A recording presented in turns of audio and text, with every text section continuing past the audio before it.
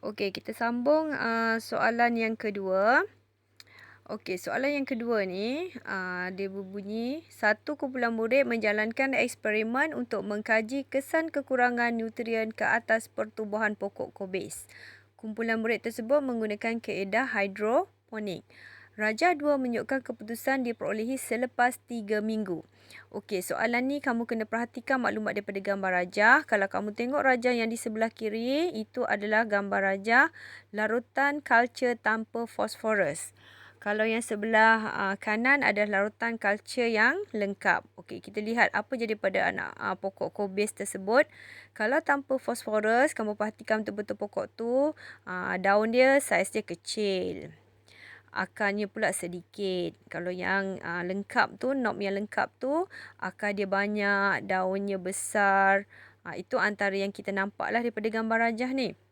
Okey, jadi kalau kamu nak jawab soalan nombor 2 ni, perhatikan semua maklumat yang ada dalam gambar. Okey, baru terus jawab. Jangan terburu-buru. Okey, kalau kita lihat soalan yang A ni, 2A ni, dia kata berdasarkan eksperimen ini nyatakan satu pemerhatian bagi setiap pokok kobis. Tulis dalam jadual 2. Okey, kita rujuk baliklah gambar rajah tadi. Kalau culture knob itu lengkap, pemerhatian antara yang kita nampak, akar banyak. So, kamu boleh tulislah mempunyai akar yang banyak. Kalau kamu tak nak tulis mempunyai akar yang banyak, untuk knob lengkap ni kamu boleh juga tulis mempunyai daun yang bersaiz besar. Okey, kalau kamu nak tulis pemerhatian untuk gambar rajah yang tanpa fosforus ni, antaranya kamu boleh tulislah mempunyai akar yang sedikit, mempunyai daun yang kecil. Itu semua antara pemerhatian yang boleh ditulislah untuk 2A. Okey, seterusnya kita tengok yang B. Nyatakan satu hipotesis. Okey, kebiasaannya kalau kita jawab hipotesis, selalunya kita akan jawab semakin-semakin.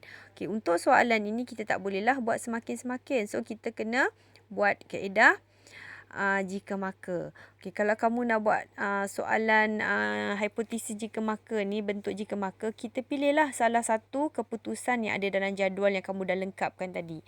Okey, jika contohnya lah kalau kamu nak ambil pemerhatian untuk yang larutan knob lengkap, antaranya kamu boleh tulis kat situ, jika anak kobis diletakkan dalam larutan kalsium knob lengkap, maka anak kobis akan mempunyai akar yang banyak. Okey, macam tu pun diterima.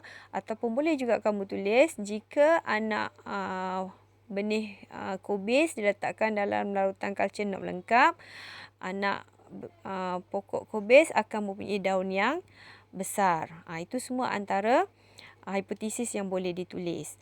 Okey, kalau kamu tak nak tulis untuk knob lengkap, boleh juga tulis untuk tanpa fosforus. Buatlah ayat jika maka. Jika anak kobis diletakkan dalam larutan kalsium knob tanpa fosforus, anak kobis mempunyai akar yang sedikit. Okey, itu pun antara jawapan yang boleh dijadikan sebagai hipotesis eksperimen ini. Okey, kemudian kita tengok soalan C. Apakah hubungan pertumbuhan pokok kobis dengan rautan kalsium? Okey, yang ini pun kamu boleh pilih salah satu keputusan. Katakanlah cikgu ambil keputusan untuk knob lengkap, jadi cikgu akan tulis macam mana jawapan dia.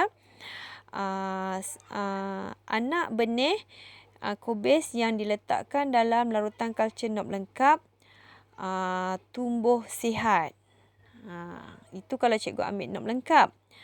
Kalau kita guna yang tanpa fosforus tu, anak benih kobis yang diletakkan di dalam larutan tanpa fosforus, pertumbuhannya terbantun. Okey, itu antara jawapan yang bolehlah untuk kamu tulis sebagai jawapan C. Okey, untuk yang terakhir sekali dia tanya, berdasarkan eksperimen ini, nyatakan definisi operasi larutan knob lengkap. Okey, bila nak jawab soalan definisi operasi, berhati-hati. Okey, soalan ni minta definisi operasi untuk larutan knob lengkap. Jadi, kita kena tengok keputusan pada rajah yang sebelah kanan kerana dia menggunakan knob lengkap. So, jadi kita pun lihat apakah keputusan yang kita dapat bila knob lengkap. Kita nampak kat situ akar dia banyak contoh. So, kita boleh jawablah, larutan knob lengkap adalah larutan yang menyebabkan anak benih kobis mempunyai akar yang banyak.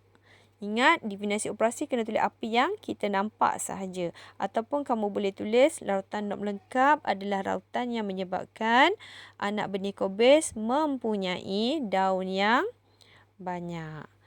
Okey, itu untuk nombor 2.